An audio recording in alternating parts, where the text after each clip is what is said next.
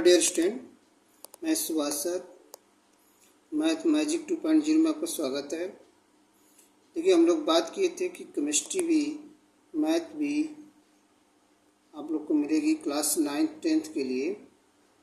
उस दौर में मैं केमिस्ट्री आप लोग को जो पहला लेसन आप लोग पढ़ते हैं, द्रव्य एवं व्यवहार, द्रव्य प्रकृति एवं व्यवहार, ठीक है। तो इसमें आप लोग को द्रव्य जो विश्व में सभी वस्तुएं पाई जाती हैं, चाहे किसी भी अवस्था में पाई जाए, ठोस द्रव गैस, तो उनको हम द्रव्य कहते हैं। ब्रह्मांड की, यहाँ से एक लाइन लिखे हमने, ब्रह्मांड की सभी वस्तुएं द्रव्य हैं, ठीक है। प्रकृति का मतलब जो प्रकृति में हमको वस्तुएं दिखाई देती हैं वे सब द्रव्य हैं, एवं उनका व्यवहार कैसा है उसके बारे में हमको अध्ययन करना है।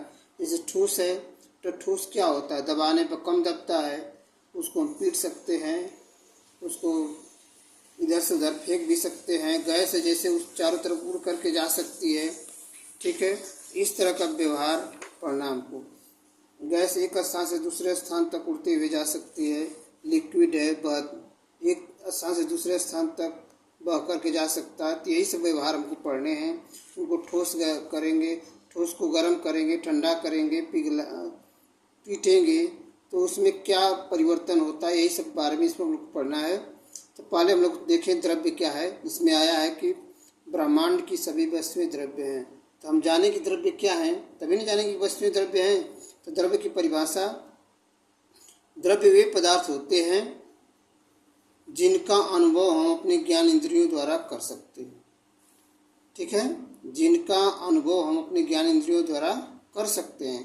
तो हमारी ज्ञान इंद्रियां हैं कौन जो पढ़ाई जाती है? आँख, कान, नाक, त्वचा, जीभ, ये सब हमारी क्या है? ज्ञान इंद्रियां हैं, जिससे हम देख करके, सुन करके और चख करके, स्पर्श करके जान सकते हैं कि यह कैसे पदार्थ हैं, ठोस है, द्रव है, गैस है, ठीक है। तो ये बात आपको समझ में आ गई कि द्रव्य वे पदार्थ होते हैं जिनका हम अनुभव अपने ज्ञान इंद्रियों द्वारा कर सकते हैं, ठीक है। उदाहरण के बारे में पढ़ें तो जैसे जल, वायु, हीरा, स्टील इत्यादि, लोहा, लकड़ी, जो भी पदार्थ आप देख रहे हैं सब क्या है? द्रव्य के अंतर्गत आते हैं। द्रव्य के प्रकार में आए, थोड़ी सी वीडियो लंबी जरूर होगी लेकिन आपको समझ में आ जाना चाहिए। द्रव्य के प्रकार में ठोस, द्रव एवं गैस। तो ठोस समझ लें यहाँ पर, जिसका आयतन, आकार दोनों निश्चित होता है उसे ठोस कहते हैं। आगे परिभाषा दी जाएगी। द्रव्य क्या कहें? जिसका आयतन निश्चित और आकार निश्चित होगा उसे हम द्रव कहेंगे। द्रव और द्रव्य में अंतर है। गैस किसे कहेंगे? आयतन एवं आकार दोनों निश्चित होगा उसे गैस कहेंगे।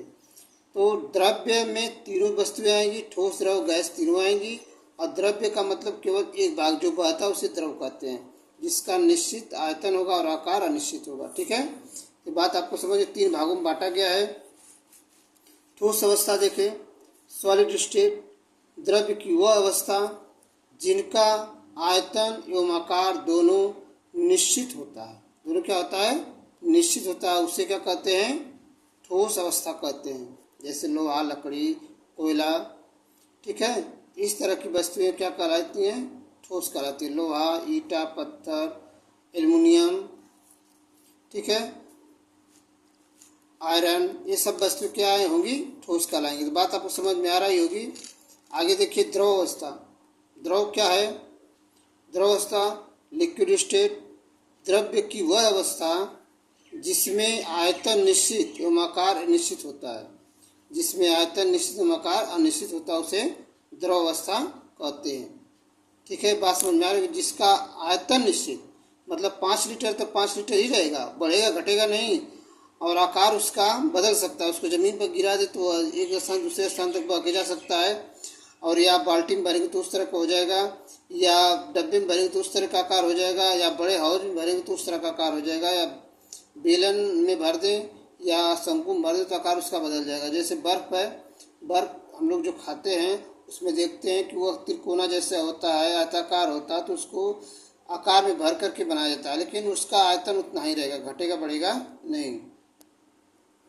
उसका उदाहरण देखें, जैसे दूध, पानी, तेल आदि जो बहने वाले पदार्थ हैं उन्हें हम द्रव कहते हैं। गैस अवस्था, गैसियस स्टेट, द्रव्य की वह अवस्था जिसमें आयतन एवं आकार दोनों निश्चित नहीं होता है, उसको क्या कह लेंगे? अनिश्चित कहेंगे। यहाँ बात ध्यान दीजिए, न कि समझे कि गलत डिफिनेशन दी गई है। निश्चित नहीं होता है, निश्चित नहीं होता है, उसे द्रव या उसे गैस अवस्था कहते हैं। ठीक है, गैस अवस्था में जैसे CO2 कार्बन डाइऑक्साइड हो गया, वायु हो गया, H2 हो गया, LPG गैस हो गई, इस तरह से। ठीक है, इस तरह आप समझ गए होंगे कि द्रव्य की तीन अवस्था होती है, ठोस, द्रव, गैस, जो कैसे कैसे अवस्थाओं में पाई जाती है।